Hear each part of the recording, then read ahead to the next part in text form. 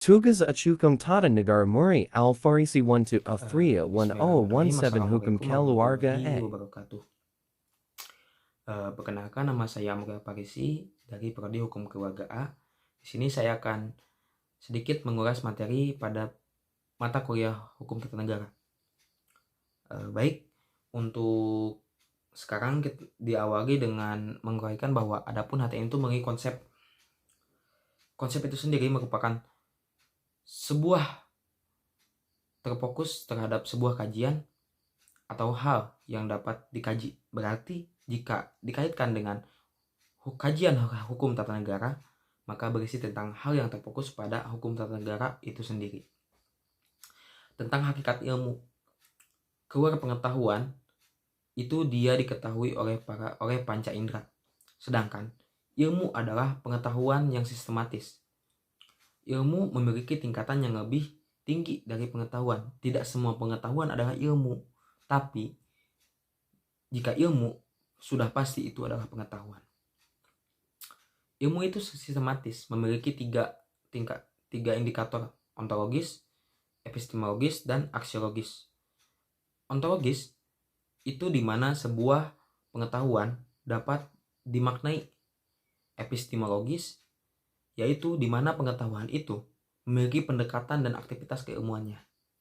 Sedangkan aksiologis itu keilmuan yang dianggap memiliki manfaat tiga aspek. Ini mutlak atau wajib dimiliki oleh sebuah pengetahuan agar bisa mencapai derajat ilmu itu sendiri. Hukum tata negara merupakan constitutional law, yaitu hukum negara. Maka dari ini, hukum tata negara adalah suatu kumpulan peraturan hukum yang dapat mengatur organisasi negara atau peralatan negara. Organisasi itu mencakup lembaga-lembaga negara, pemerintahan bentuk negara itu sendiri, dari pejabat-pejabat negara. Hubungan hukum tata negara dengan ilmu hukum atau hukum lainnya sangat spesifik. Ada perbedaan di antaranya. Beberapa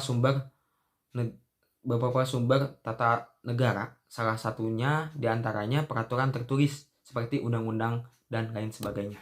Untuk selanjutnya yaitu mengenai asas-asas hukum tata negara. Asas itu sendiri bisa disebut sebagai sebuah karakter atau ciri khas. Berarti asas hukum tata negara adalah sebuah karakter atau ciri khas dari hukum tata negara itu sendiri, yang menjadi objeknya yaitu negara itu sendiri.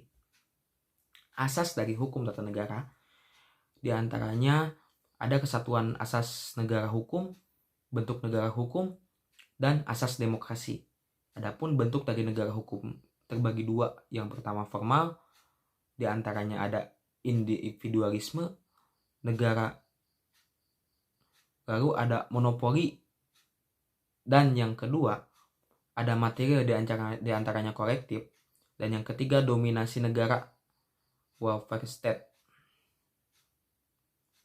Selanjutnya berbicara asas negara kesatuan, ada 3 asas. Yang pertama desentralisasi, dekonsentrasi, dan tugas pembantuan. Setelah itu ada asas negara hukum. Suatu negara dikatakan negara hukum jika memenuhi beberapa asas, diantaranya adanya jaminan HAM, badan kehakiman bebas atau mandiri, pemilu yang bebas, kebebasan menyatakan pendapat, kebebasan berserikat, dan ada pendidikan dan kewarganegaraan.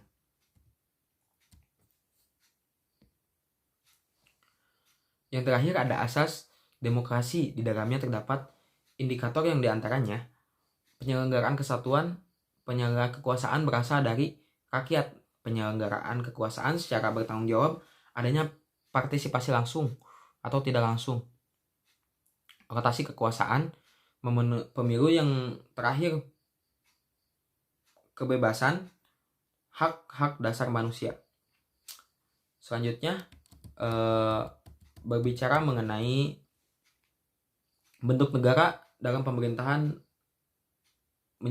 Bentuk negara dalam pemerintahan meliputi negara kesatuan, yang diantaranya ada vertikal manajemen model yaitu Inggris dan Jepang, atau sentral representatif modal, yaitu Swedia, Spanyol, dan Denmark. Ketiga ada unification model, yaitu Belanda. Yang terakhir ada mixed model, yaitu negara Prancis. Adapun karakter dari negara kesatuan diantaranya satu konstitusi yang berlaku, satu pemerintahan di tingkat pusat, satu kewarganegaraan, satu pemerintahan lokal yang merupakan subdivisi pemerintahan pusat dengan dominasi pusat. Lalu ada negara bagian, negara yang perasaan sebangsa di antara kesatuan politik yang hendak membentuk federasi dan keinginan untuk membentuk ikatan yang terbatas.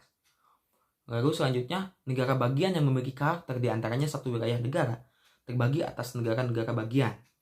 Kedaulatan ganda dan hubungan antara pemerintah daerah bersifat koordinatif atau kooperatif. Kewenangan di sana bersifat eksekutif. Susunan pemerintahan, kewenangan untuk menetapkan perpajakan dan kebutuhan kerja sama amat minimal. Baik, selanjutnya bentuk dan sistem pemerintahan menurut Aristoteles ada 4 bentuk pemerintahan. Yang pertama ada autokrasi. Yang kedua, autokrasi ialah bentuk pemerintahan yang ideal. Lalu yang kedua ada pemerintahan oligarki. Dan yang ketiga ada bentuk pemerintahan monarki. Dan yang terakhir ada bentuk pemerintahan republik. Aristoteles pun menyebutkan dalam bentuk sempurna dan ada pula bentuk kemerosotan dampak dari sebuah bentuk pemerintahan suatu negara, yang di dalamnya itu menganut sistem monarki. Tapi jika dapat bentuk kemerosotan, maka negara akan mengalami despoti dan tirani. Sedangkan ada bentuk pemerintahan aritokrasi. Jika mengalami kemerosotan, maka akan menjadi oligarki dan plutokrasi. Dan yang terakhir ada politeia, yaitu bentuk pemerintahan kota dalam. Bentuk pemerosotannya adalah demokrasi. Autokrasi adalah bentuk pemerintahan yang diberi kekuasaan tunggal seperti kerajaan yang tidak bisa diganggu gugat, sedangkan oligarki itu adalah pemerintahan yang dijalankan oleh beberapa orang yang berkuasa di beberapa golongan tertentu. Sedangkan monarki itu bentuk kekuasaan dan bentuk pemerintahan dipegang oleh seorang kaisar. Sistem pemerintahannya akan berlangsung sepanjang hayat. Beda dengan autokrasi, yaitu selalu tentang kerajaan, bersifat hampir dengan monarki, namun dipimpin oleh seorang sosok yang kuat jika kerajaan lebih ke keturunan nasab. Terus yang terakhir ada republik, adalah bentuk pemerintahan yang dijalankan melalui kedaulatan rakyat. Adapun siklus teori yang berputar dari yang pertama, monarki yang dipegang oleh seorang kemudian berkepentingan atas dasar kekeluargaan atau keturunan, lalu ada tirani, adanya penyimpangan, kemudian ada aritokrasi, kepemimpinan dipegang oleh orang-orang yang memiliki kepentingan, dan ada oligarki, kekuasaan dipegang oleh beberapa orang yang memiliki kepentingan, dan juga ada demokrasi, yaitu kembali kepada republik, dan kemudian okokrasi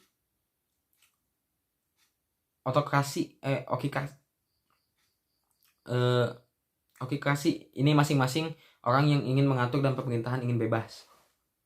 Lalu berbicara sistem pemerintahan menurut Mahfud MD. Sistem pemerintahan yaitu sistem hubungan kerja antar negara.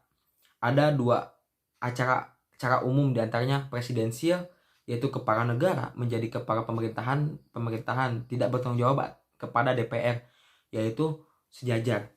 Menteri diangkat dan bertanggung jawab kepada presiden. Lagi eksekutif dan legislatif sama-sama kuat. Lalu ada parlementer, yaitu kepala negara yang berkedudukan sebagai kepala pemerintahan. Karena ia lebih bersidat pemersatu bangsa, pemerintahan dilakukan oleh sebuah kabinet yang dipimpin oleh seorang perdana menteri. Kabinet bertanggung jawab kepada yang dapat dijatuhkan oleh parlemen melalui mosi, dan yang terakhir berkedudukan eksekutif lebih rendah dibandingkan parlemen.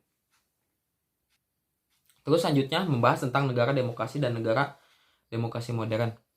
Adapun autokrasi modern ialah adapun demokrasi modern ialah suatu pemerintahan yang memiliki karakter yang agak berbeda dengan demokrasi.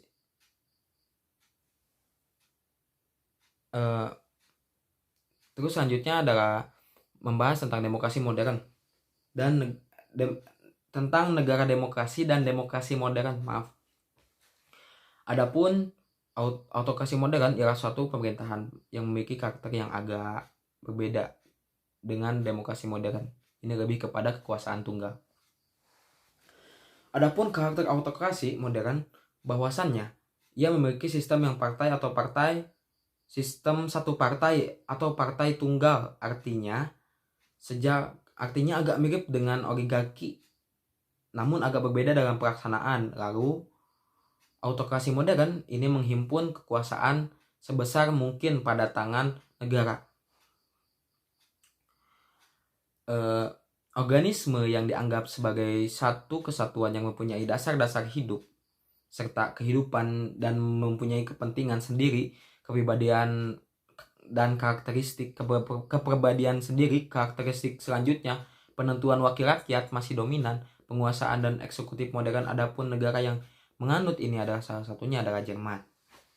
Terus dalam demokrasi modern, ini kebanyakan dari autokrasi modern dengan karakteristik sistem multipartai, penyelenggaraan kekuasaan rakyat, kumpulan atau kekesatuan pada individu, mempunyai peran pokok yang harus menentukan dan mengusahakan kebahagiaan serta kesentausaan rakyat, memiliki kendali penentuan wakil penuh dan undang-undang. Dominan negara menganut ini adalah Indonesia. Jadi yang barusan saya bahas itu salah satunya negaranya yang dianut itu adalah Indonesia. Baik, untuk pertemuan yang terakhir itu membahas tentang teori pembagian kekuasaan dan lembaga negara. Adapun menurut Maurice Duverger ada beberapa syarat yang harus dilakukan untuk melaksanakan kekuasaan, yaitu pertama, secara langsung di dalamnya terdapat pemilihan para penguasa, pembagian kekuasaan dan kontrol yuridiksi. O'Neill. Dan yang kedua, adapun penambahan atau memperkuat kekuasaan pihak yang diperintah dan pengendalian kelaliman pihak penguasa dari masyarakat. Lalu ketiga, yaitu terbagi dua, internal dan eksternal.